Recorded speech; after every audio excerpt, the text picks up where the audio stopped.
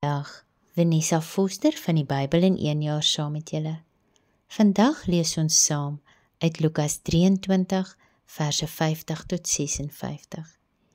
Jesus is begrawe in die graf van Josef van Arimatea.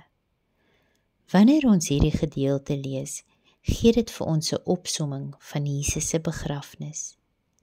Sedert Jesus gearresteer is in die tuin van Getsemane, is hy verskriklik behandel.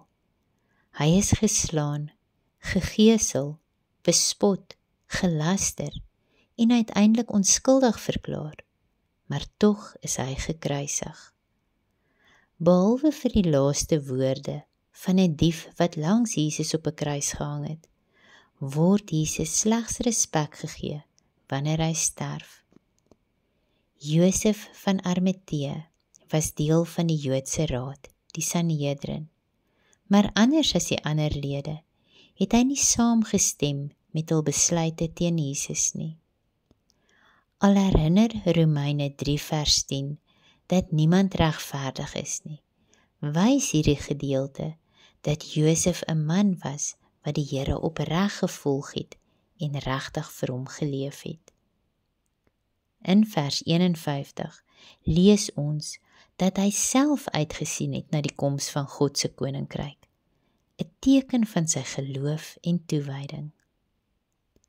Om Jesus se liggaam op te geëis het, was dapper, en deur dit te gedoen het Josef homself met Jesus geïdentifiseer.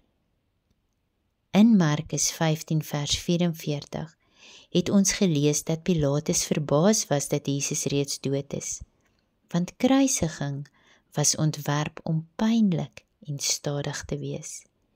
En hy stuur dan die hoofman oor 100 om Jesus se dood te bevestig.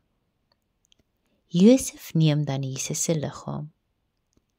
Wanneer ons in Johannes 19 vers 39 lees, sien ons dat Josef nie alleen was nie, maar Nikodemus, waarvan ons in Johannes 3 verse 1 tot 15 lees, het vir Josef ontmoet. Hy het 'n mengsel van gegeurde olies gebring, waarmee hy Jesus se liggaam behandel het, en daarna het hy sy liggaam in linnedoeke toegedraai en hom in die graf wat aan Josef behoort het, neergelê. Nou hierdie is die vervulling van die profesie wat ons in Jesaja 53 vers 9 van lees. Josef het Jesus nie op baie maniere gedien nie, en hier sien ons 'n teken van diensbaarheid. Hy het Jesus gedien op 'n manier wat niemand anders dit kon doen nie. Dit was nie moontlik vir Petrus, Jakobus, Johannes of selfs die baie vroue wat Jesus gedien het om 'n graf te voorsien nie. Maar Josef het. Nou hierdie wys vir ons dat ons diensbaar kan wees vir God, al is dit net op die agtergrond waar niemand behalwe God self agterkom nie.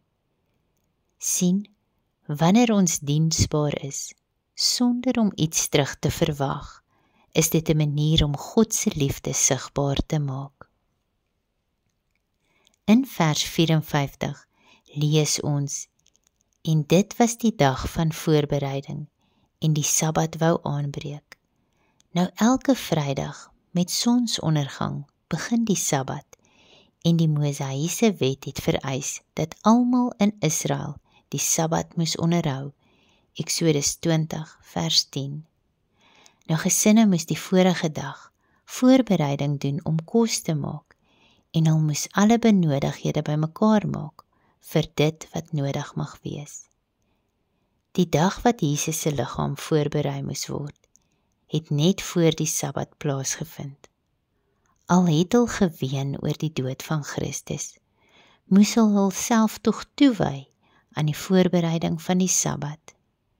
Hulle het dus Jesus se liggaam vlugtig voorberei en sy liggaam in die geleende graf geplaas. Ons lees dat daar verskeie vroue wat saam met Jesus van Galilea afgekom het, ook by die graf was om alles te aanskou.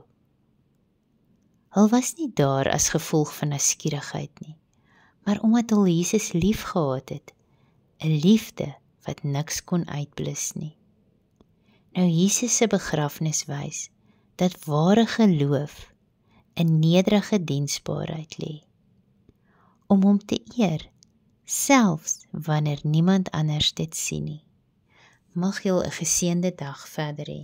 Tot volgende keer. Totsiens.